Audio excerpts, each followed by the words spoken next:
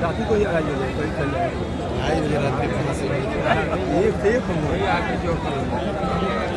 आज जौन झाकी होता ना दिल्ली से बंद करो दिल्ली से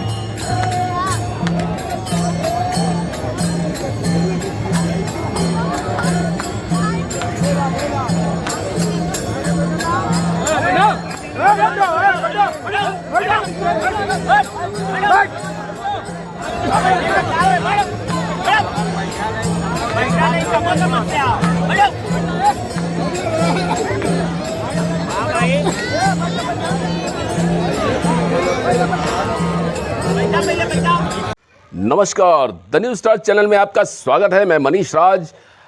आज के मुख्य समाचार में आपको बता दें कि उत्तर प्रदेश के मुख्यमंत्री योगी आदित्यनाथ ने शिक्षक दिवस के मौके पर शिक्षकों के लाभ के लिए की बड़ी घोषणा। आपको बता दें कि उनकी इस घोषणा से करीब 9 लाख शिक्षक परिवार लाभान्वित होंगे। उन्होंने सबसे बड़ी घोषणा ये की कि अपने स्वास्थ्य लाभ के लिए कैशलेस सुविधा प्रदान करेगी उत्तर प्रदेश सरकार। हम लोग एक चीज की आज घोषणा करना चाहते हैं और वह है कि सभी शिक्षकों को, ये शिक्षक हमारे चाहे वह प्राथमिक के हों, उच्च प्राथमिक के हों, चाहे वह शासकीय सहायता प्राप्त माध्यमिक विद्यालयों के हो, अशासकीय सहायता प्राप्त महाविद्यालयों के हों या वित्त पोषित विद्यालयों के हों, महाविद्यालयों के हों, इन सबको हम कैशलेस उपचार की व्यवस्था का लाभ देंगे।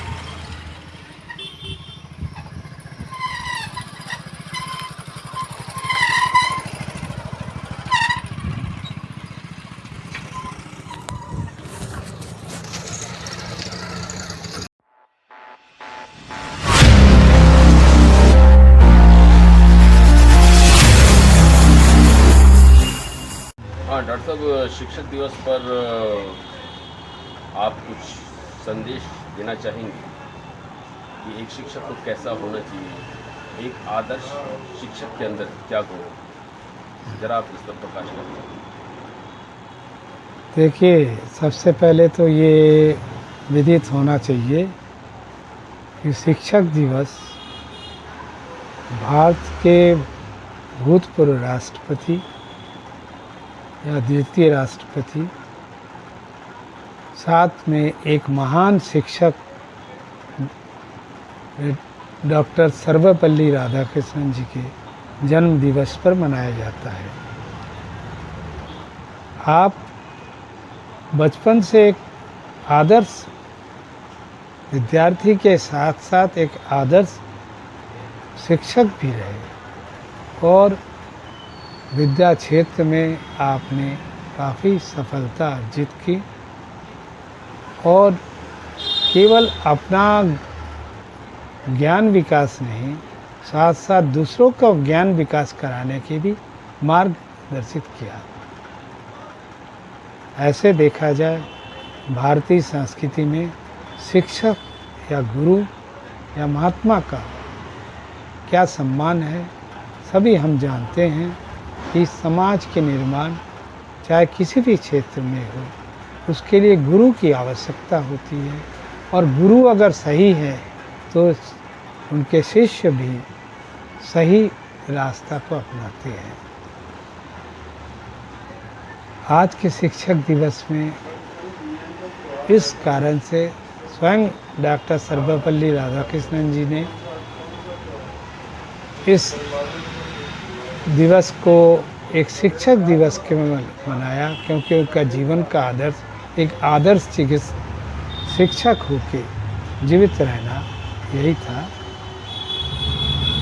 हालांकि उनके दिखाए गए मार्गदर्शन पे लोगों को काफ़ी लाभान्वित हुए। गौरव की बात है, काशी हिंदू विश्वविद्यालय में आप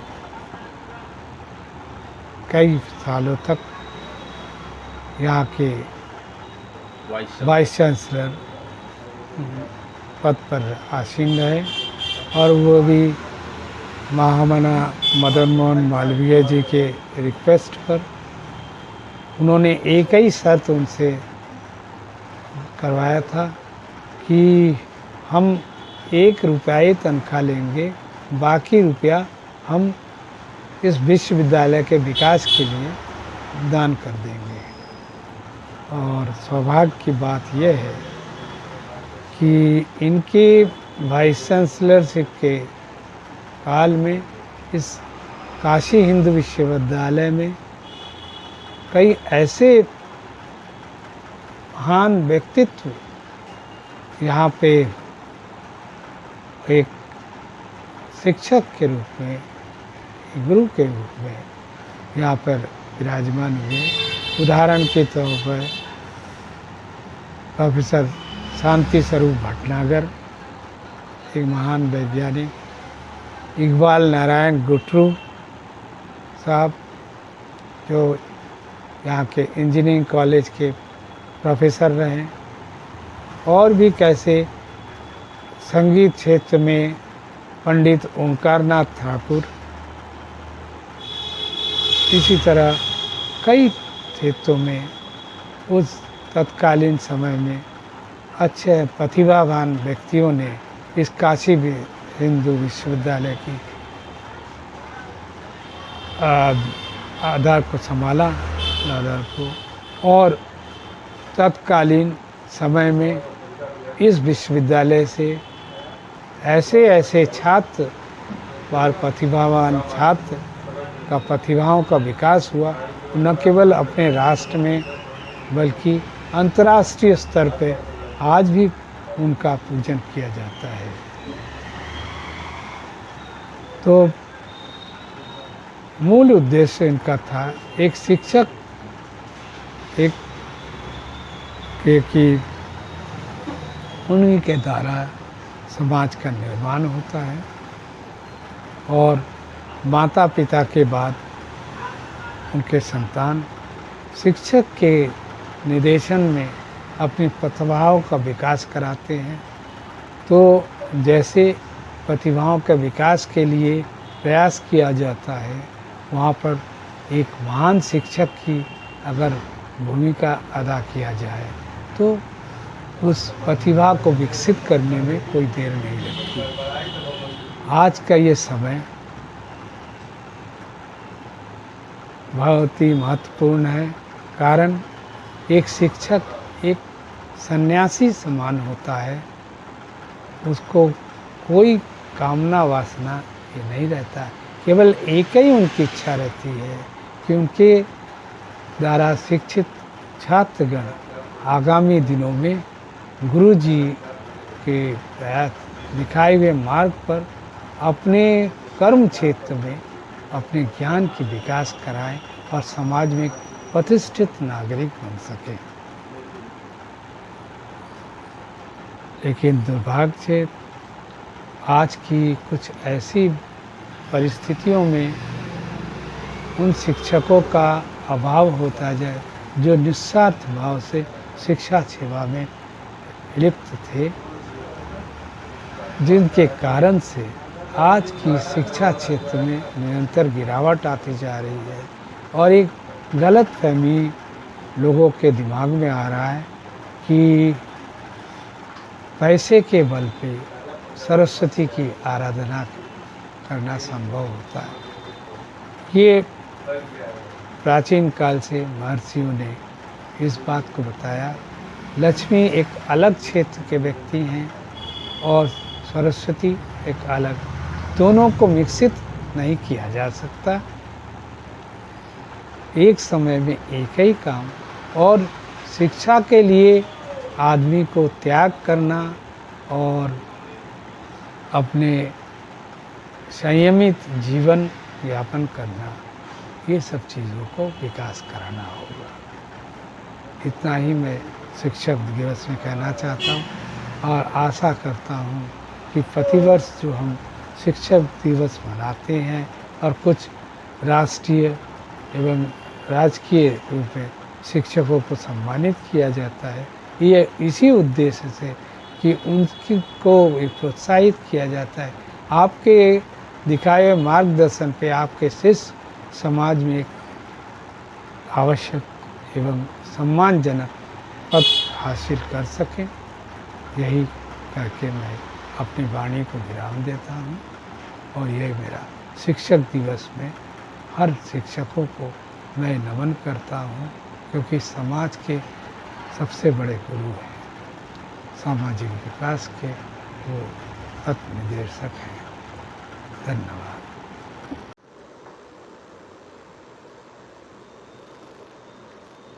हाँ सर, शिक्षक दिवस पर आप क्या कहना चाहेंगे, क्या संदेश देना चाहेंगे बच्चों को और देश को? मैं डॉक्टर प्रभास कुमार झा, पूर्व प्रधानाचार्य PM श्री प्रभु नारायण राजकीय इंटर कॉलेज रामनगर वाराणसी। सर्वप्रथम मैं आदर्श पुरुष और शिक्षक राधा कृष्णन जी को सत्तर प्रणाम करता हूँ और शिक्षा जगत से जुड़े हुए समक्ष गुरुजनों को, गुणीजनों को शिक्षक दिवस की हार्दिक बधाई और शुभकामना देता हूँ। जिस व्यक्तित्व के जन्मदिन को हम शिक्षक दिवस के रूप में मनाते हैं, वह एक आदर्श शिक्षक थे और शिक्षक की जो सबसे बड़ी विशेषता होती है सरलता, वो उनमें मौजूद रही है। हमें उस आदर्श व्यक्तित्व को अपने में समाहित करने की कोशिश करनी चाहिए। यद्यपि यह भौतिकवादिता का युग है, फिर भी हम प्रयास करें। मैं शिक्षकों से कहना चाहूँगा कि आपके ऊपर अब और ज़्यादा दायित्व आ गया है। परिवार बिखर रहा है, बच्चों को नैतिक शिक्षा एवं व्यवहारिक शिक्षा देने के जो मुख्य साधन परिवार था, वो अब विकटित हो गया है और एकल परिवार आ गया है। एकल परिवार में भी सामंजस्य का अभाव रहने के चलते ये बच्चे इसका शिकार हो रहे हैं। इसलिए बच्चे को हम स्नेह दें और हमें चाहिए कि हम एक आदर्श बने। हमारे व्यक्तित्व और कृतित्व से छात्र प्रभावित हों तो निश्चित ही हमें वो सम्मान भी मिलेगा जिसके हम हकदार हैं, और शिक्षकों के प्रति समाज का दृष्टिकोण भी बदलेगा। मैं छात्रों से कहना चाहूँगा कि जिस तरह प्यासा कुएं के पास जाता है और परिश्रम करके पानी प्राप्त करता है और तृप्त होता है, उसी तरह आप अपने गुरु शिक्षक के समीप जाएं, उनका सम्मान करें, उनको इस कदर प्रभावित करें कि आप में उन्हें कुछ अच्छाई दिखाई पड़े तो जी जान से लग जाएंगे और आपका सृजन होगा। आज बहुत अधिक उद्दंडता बढ़ता चला जा रहा है और इसके लिए शिक्षक को लोग दोषी मानते हैं, कुछ लोग गार्जियन को दोषी मानते हैं, लेकिन आवश्यकता है कि दोषारोपण न करने की बल्कि दोष को समाप्त करने की आवश्यकता है।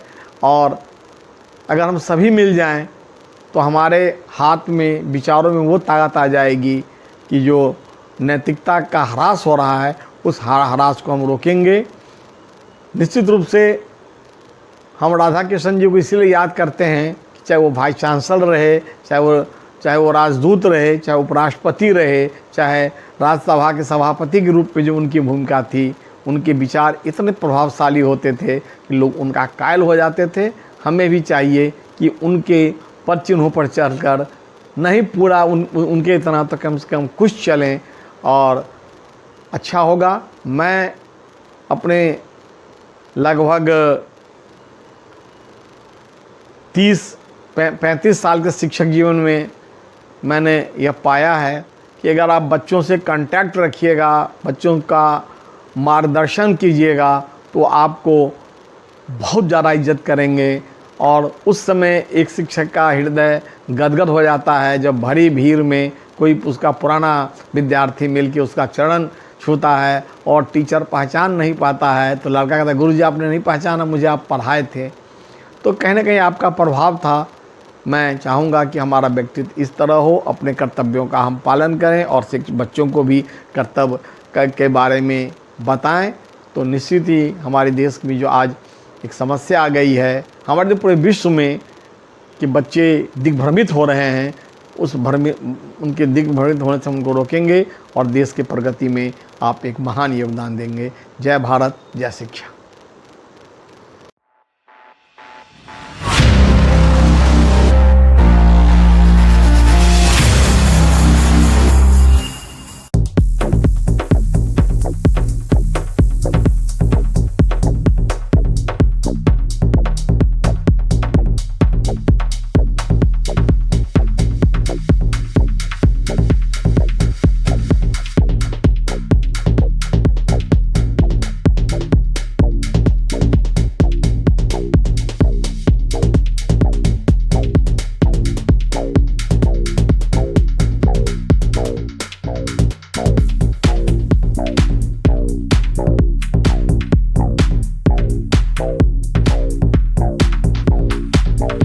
नमस्कार, द न्यूज़ स्टार चैनल में आपका स्वागत है। मैं मनीष राज। जैसा कि आप देख रहे हैं कि मैं इस वक्त खड़ा हूँ लंका बैंक का बड़ौदा के ठीक सामने। यहाँ देख रहे हैं कि आप मेरे पीछे पहलवान लस्सी की दुकान है जो कि बनारस का एक ब्रांड बन चुकी है।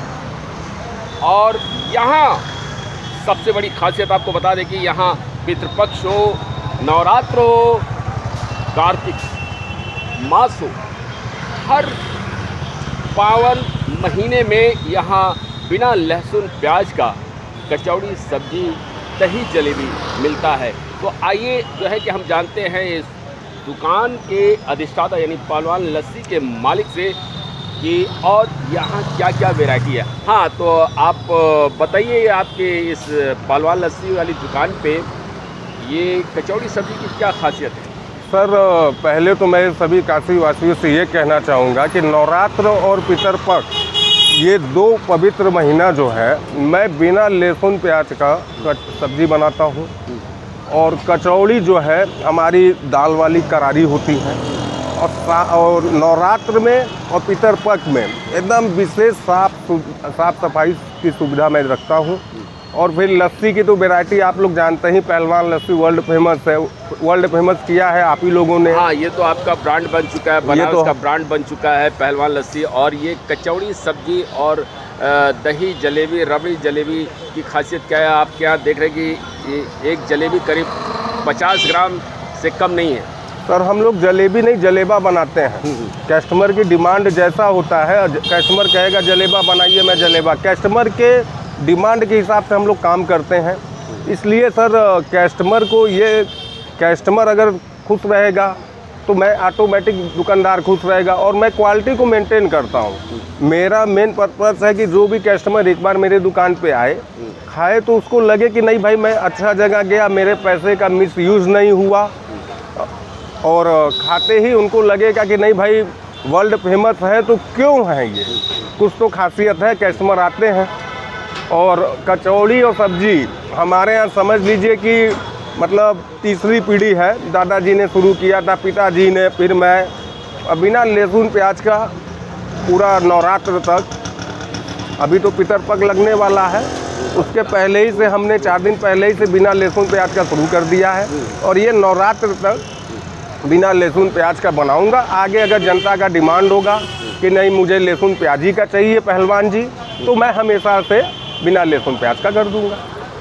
तो ये थे पहलवान लस्सी के मालिक। एक बार अपना परिचय दे दीजिए। मेरा सर नाम विशाल कुमार यादव, पहलवान लस्सी के। विशाल जी, आपने अपनी दुकान की खासियत, अपने दुकान के बारे में बताया, इसके लिए बहुत बहुत धन्यवाद। तो दोस्तों, ये थे खाना खजाना, स्वाद का खजाना। एक बार पहलवान लस्सी जरूर आना। इन्हीं शब्दों के साथ कैमरा पर्सन के साथ मैं मनीष राज, लंका, वाराणसी।